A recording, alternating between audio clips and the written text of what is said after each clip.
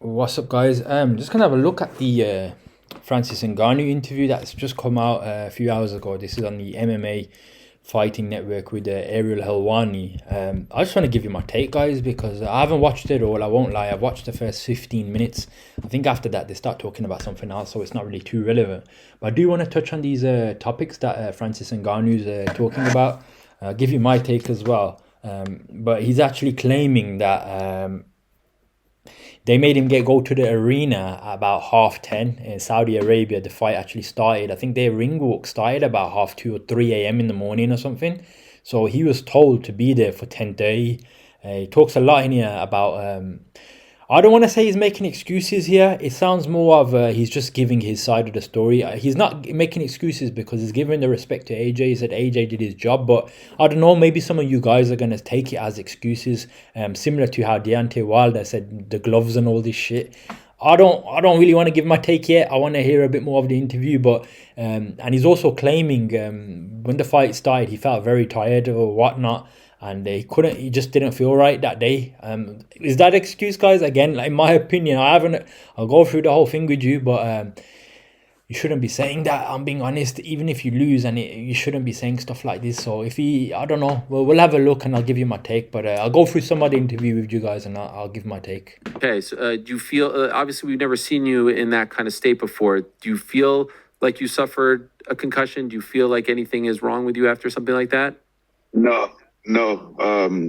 Which is I didn't feel get any concussion, anything. In fact, I checked.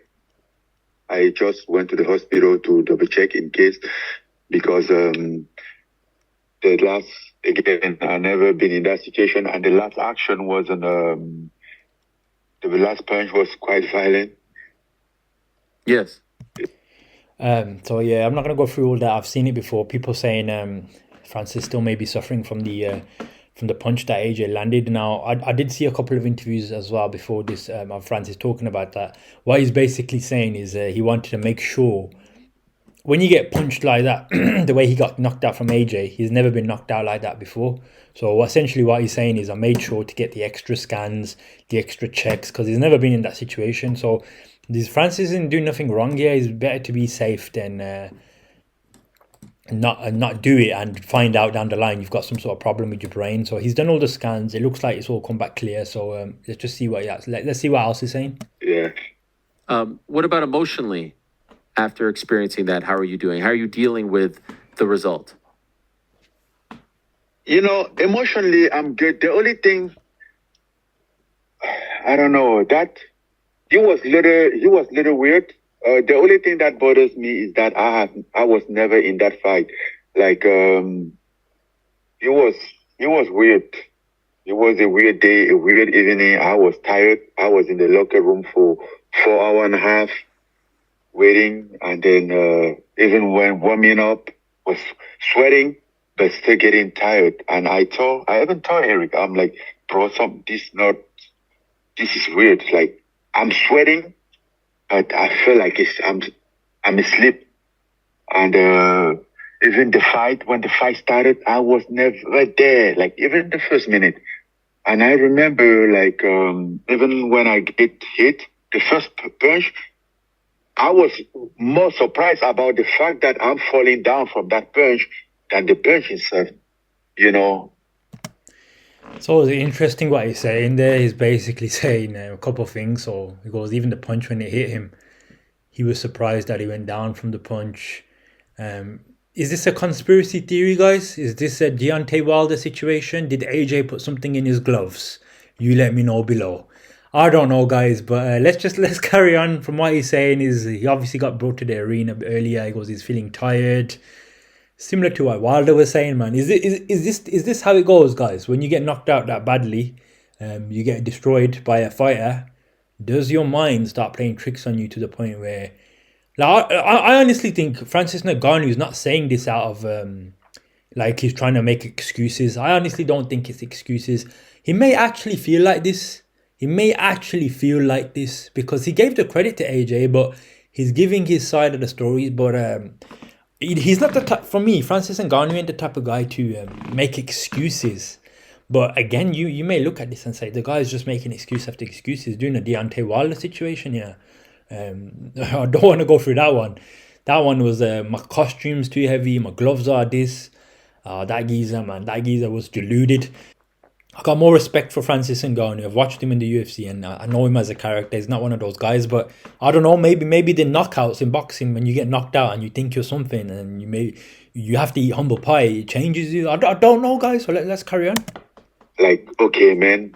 Sometimes even in sparring, you take some punch that I'm like, damn, this guy hit hard. Yeah. But you're off, right? But I take a punch. The first punch, I was awake, but I didn't really feel. I find myself down. I'm like, man, like, what's going on? And then I'm being count. So, okay, let's take your time to get back up. But,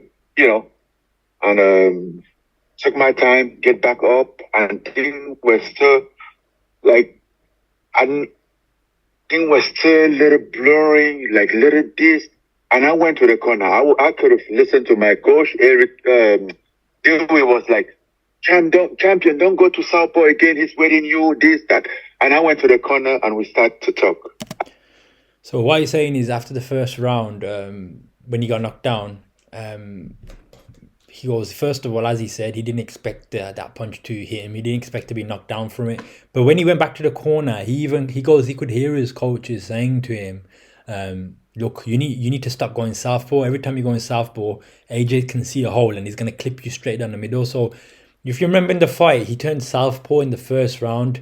Ngannou turned southpaw against Fury as well. It worked in that fight, but with the Ben Davis and AJ combination, these people have been doing an FBI investigation on every single movement Francis Ngannou does.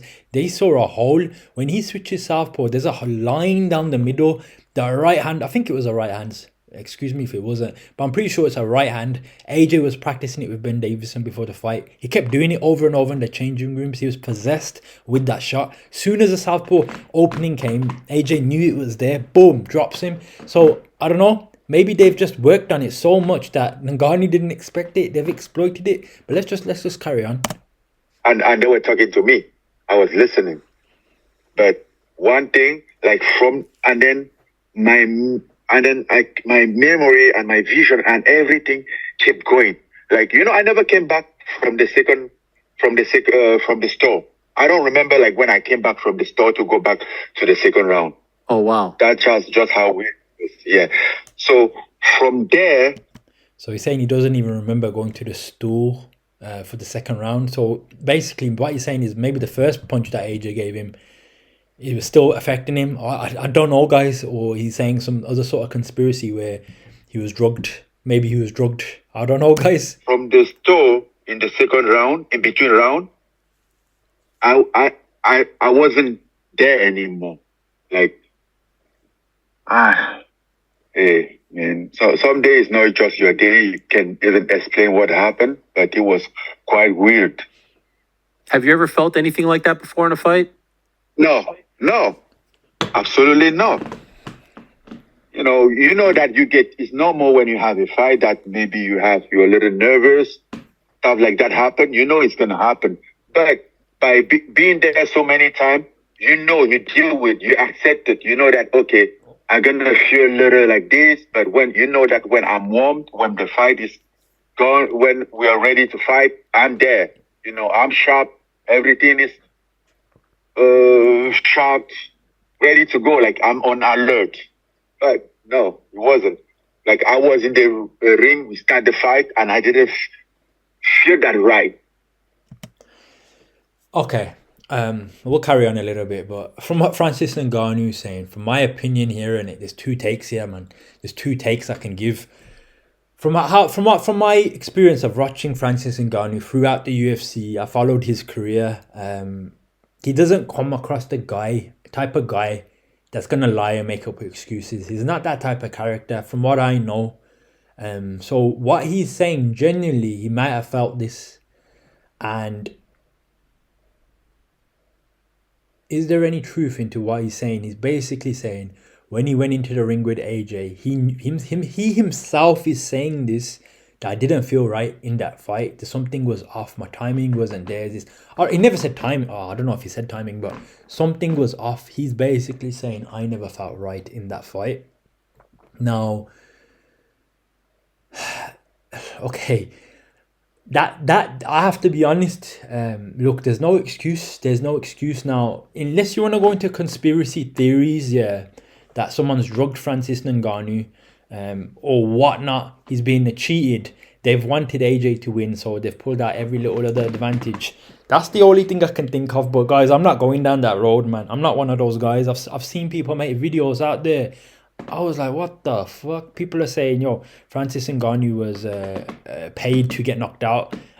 Turkey wanted him to lose. Conspiracy theory this, conspiracy theory that. Guys, I don't buy into none of that stuff, man. He does talk about it a little bit more, so I'll go into it. But the other side of the story, guys, is the reality that AJ battered him. No, not battered him, but yeah, battered him, knocked him out. And then sometimes when you get knocked out and you don't expect it, your brain sometimes tries to look for reasons to justify it. Now again, guys, I can't say which one's which. He doesn't strike me as the character that's gonna make excuses. I don't think this is him making excuses, but at the same time, he's never experienced this before. So I don't know. I don't really know. So let's just carry on, and I'll give my verdict at the end. You know, one thing that was interesting was it happened very late. It happened at around like 3 a.m. Do you think that screwed you up at all? Listen, I think we both fought at 3 a.m. It's not like I fought at 3 a.m. and then Joshua fought at midnight or something. We both fought at 3 a.m. What I think something that happened is that they get me to the arena very early. Okay, just before I talk about the arena thing. So look, this is the reason I'm believing now a bit more of what Francis Ngannou is saying. Now, don't get me wrong, I'm not buying into any excuse. He lost the fight. Joshua outclassed him, showed him levels. There's no excuses, but this is where I wouldn't say buy into Francis Ngannou, but I don't think he's lying in what he's saying. I don't know. Only Francis Ngannou knows, and I don't know, but yeah, so the reason I'm buying a little bit more into it is because he basically got asked, is it because of the time? Their fight was at 3 a.m., guys, in Saudi Arabia. That's when they had to fight, guys, at 3 a.m. in the morning. So obviously we could watch it at 10 o'clock here.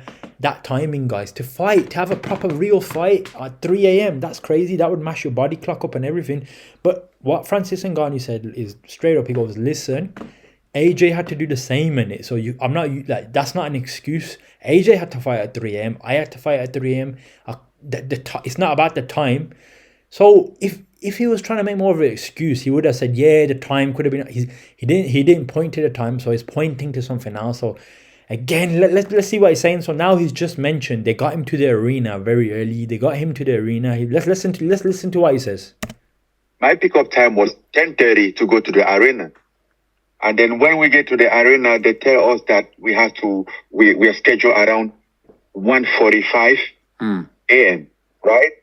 And then around 1, they came to the locker because they was coming to the locker all the time. Around 1, they come to the locker, and then Joshua was still he hasn't arrived, or he was arriving. Around 1, I'm like, okay, so like, we are fighting in the same time. Like, how come do I have a pickup time?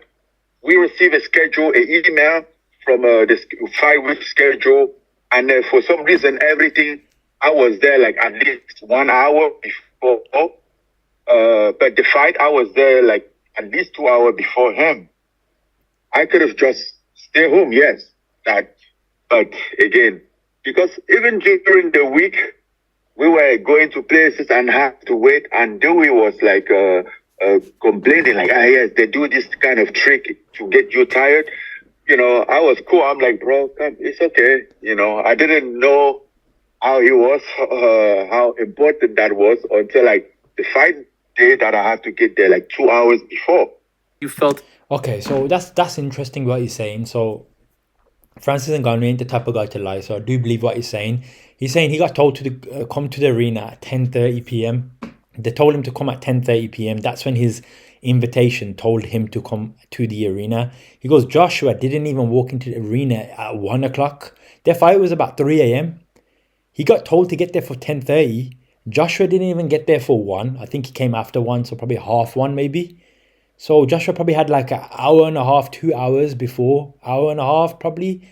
So he's like, I've been there since 10:30. Now, I won't lie, when I was watching this, I'm going to give my honest take here. When I was watching Francis Ngannou in the changing rooms, I don't know if I can get any footage of this. I don't think I will be able to. Might be able to get it. If I do, I'll put a photo up, but I doubt it. When I was watching him in the changing rooms, he looked, I will not lie to you guys, this is my honest opinion here now, with no excuses, no nothing. He looked like he was bored, like he's been looking at the walls, like he's... So, honestly, guys, this is honestly now, I can fully say, when I watched the fight, when I looked at what Joshua was doing in his training room, he was killing the pads, guys. He was practicing that left, and then left, right, and then that right down the pipe, the one that he caught him with. He was practicing it over and over and over and over again. But Ngannou's changing room, guys, he looked like, I saw Ngannou, he looked like he's been in there for way too long and he was bored. So when he's saying he's tired, this, that, I don't know, guys. And then he just talked about now how they have tricks, but guys, I do believe this though.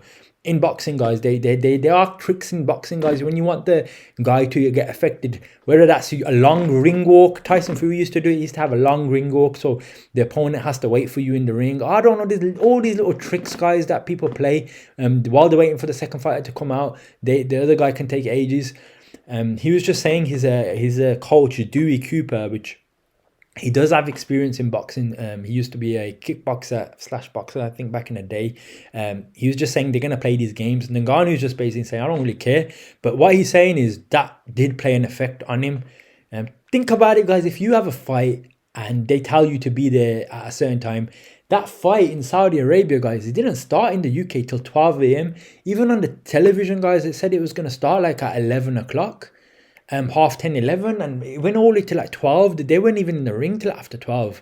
So I'm not saying Francis Ngannou, this excuse is relevant and he would have won the fight if this didn't happen. No, he probably still would have got knocked out, but he does. I get what he's saying. Like, it is a bit strange that obviously Joshua came after one and they made him wait 4 hours before you start a fight. If he's walking in the ring, guys, at 3 a.m. and you're getting there for 10:30, 10 o'clock. Guys, what the that's like 4 or 5 hours before a fight. Like, that would drain you. Like, if you don't know.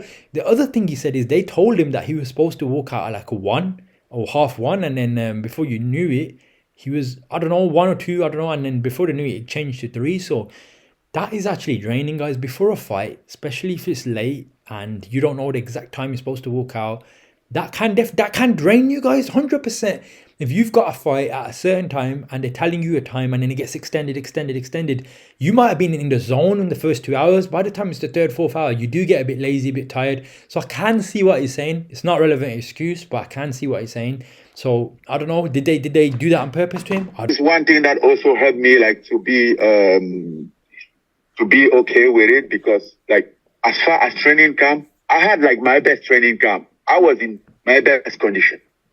Like, the best. Like, even if we have to start this camp again, I really don't see a thing that I should have done different, because we did a good training camp in Riyadh and everything was good, except that fight day that things was like little out of hand. So he even says himself that the training camp he did is nothing to do with his training. He had the best training camp. He probably said it's better than Fury. He goes, his shape was better than Fury. He was at the best. So there's no excuse there. But what he's saying on the day, he didn't feel right, whatever. Again, guys, I'll give him a take at the end. Was AJ better than you thought he would be? Or did he hit harder? Did he do anything that surprised you that you didn't take into account?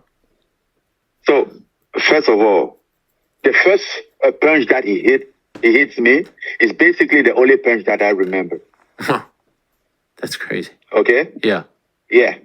That was the only punch that I remember. The second punch, I wasn't there, and I never remember being there for the second time, right? But the first one, he wasn't hard. It wasn't that hard. It wasn't like, oh man. It was like, really, like, am I tripping? Like, am I slipping or am I falling from the punch? No, I'm falling from the punch. I was surprised from falling for that punch, from the first time. I mean, obviously, then when you see the fight goes on, I was in the same place. I was static. So yes, he load his forces, but at that time I wasn't feeling anymore. I was somewhere else. So he's saying from the first punch he was feeling. I'm gonna pull the file up, guys. I wanna double check this. From what he said, guys, he goes, he remembers the first punch. He remember when he went down. But after that, he doesn't remember it. But he goes, he didn't expect to fall from that punch. He didn't expect to fall from that punch. So let's see, man. Let's see. I want to watch that punch again. Okay, let's look at this punch again, guys. One more time. Hang on. And look, I'm not a conspiracy guy, guys. I am not a conspiracy guy. I am not a conspiracy guy at all. I just know what you're saying. That, guys, that doesn't look like a hard punch. It does. Honestly, I'm looking at it now from what he said.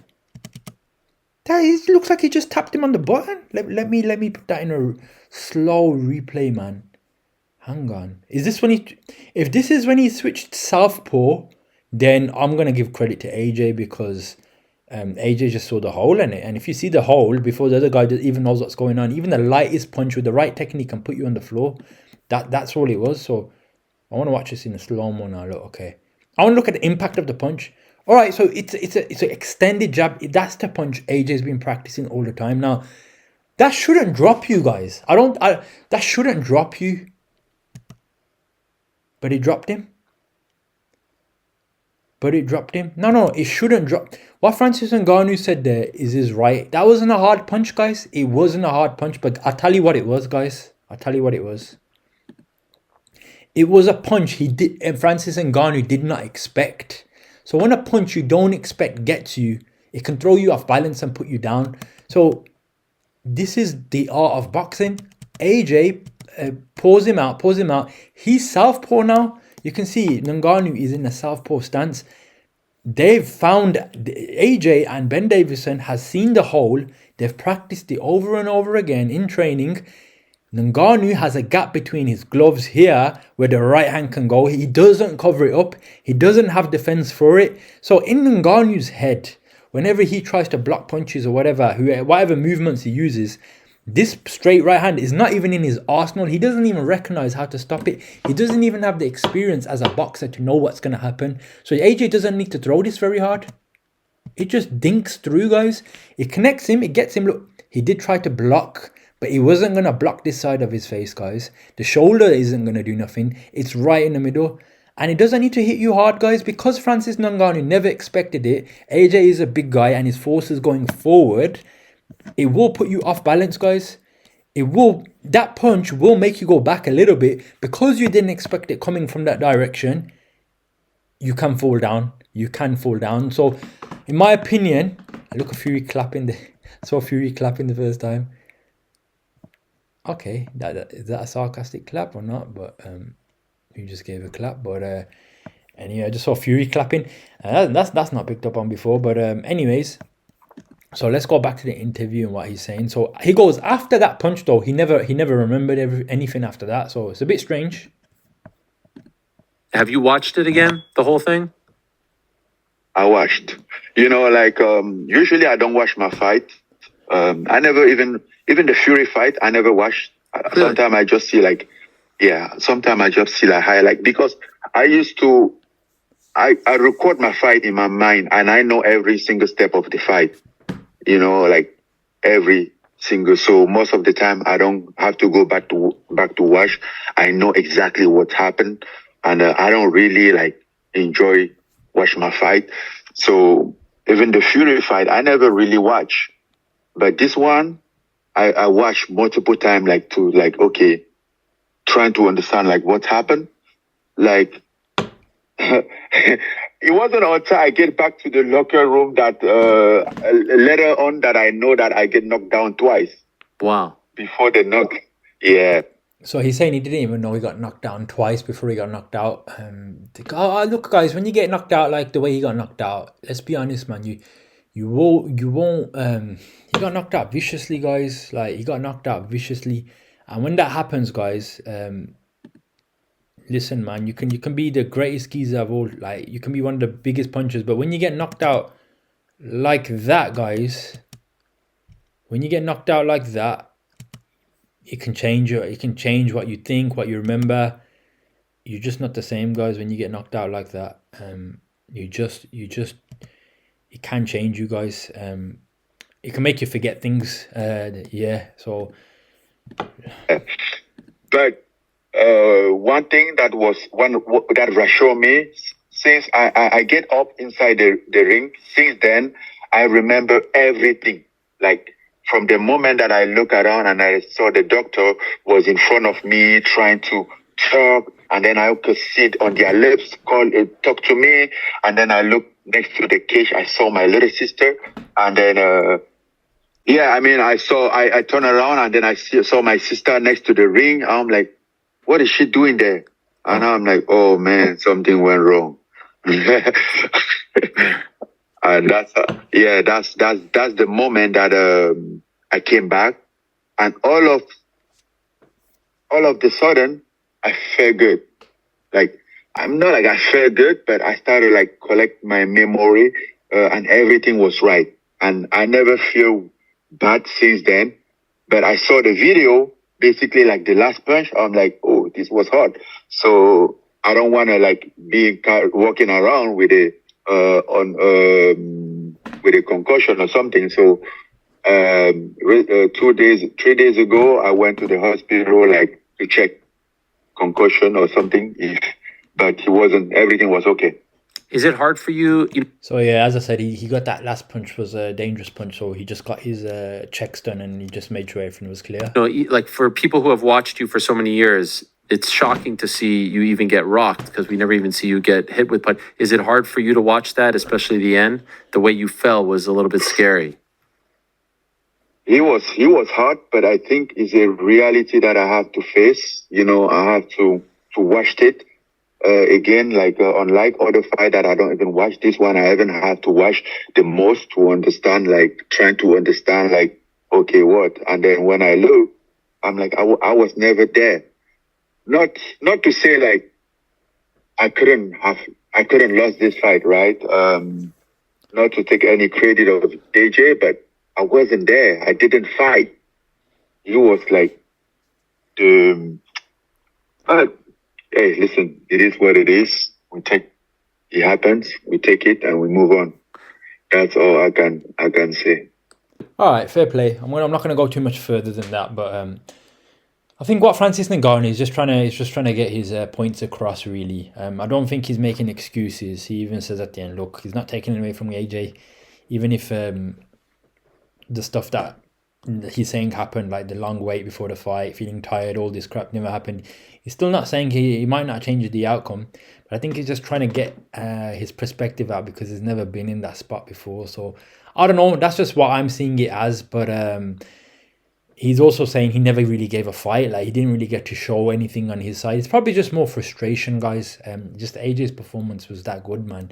I don't think it's a Deontay Wilder kind of vibe, because if it was a Wilder vibe, Wilder actually brought the conspiracy that Tyson Fury had stuff in his gloves, this and that. Even in the second fight, he didn't want to shake his hand after the fight. I don't think Ngannou's doing that. So guys, I think that conspiracy is debunked. I just think, look, AJ's outdid him in terms of boxing. Ngannou wasn't really ready for it, and it's a little bit of a shock for him to take that. But look, man, you're an MMA fighter. You're one of the best heavyweight MMA fighters out there. You're probably one of the baddest men alive right now. No, don't get me wrong. In a boxing ring, it's a different rule set. You only can use your hands. We already know, guys, if it's a normal fight, who would win that. But it's not that. I'm not going on that discussion right now. It's not about that. Ngannou wanted to go into boxing, so if you want to go into boxing, you can't use your other, you can't use your kicks, you can't use your elbows. So he signed up for it. AJ just showed him, if you want to come into this sport, look, I'm not gonna let you just escape like that. So what AJ did is he saved the honor of boxing, because if somehow Ngannou won that, or even if it was a competitive fight, AJ would have got stick. AJ completely eradicated any chance of any stick. He had the perfect performance. No one can say anything about boxing. So AJ saved boxing, and I think this is probably the best outcome for everyone. A lot of people, but in my opinion, I think Ngannou can definitely come again. He needs to lower his level down. He needs to take a few easier fights, man, some tune-ups, and work his way up. I don't think he should fight someone like Wilder straight away. I think give him someone like Derek Chisora. I already made a video on this before, but that's just my opinion, guys. And you let me know, guys, is this excuses? Is Ngannou making excuses up, or is he legitimate, or is he just giving his thoughts? In my opinion, he's giving more of his thoughts. Now, some of it is still a little bit fishy. He's just been, obviously, he's had a fight, he's lost, so sometimes you can exaggerate things, but I don't think he said anything too out there where he's like complaining, but he said at the end, it is what it is, credit to AJ. So I haven't heard the rest of the interview, so I don't know, but I'll leave it at that, guys, but I'll catch you in the next one.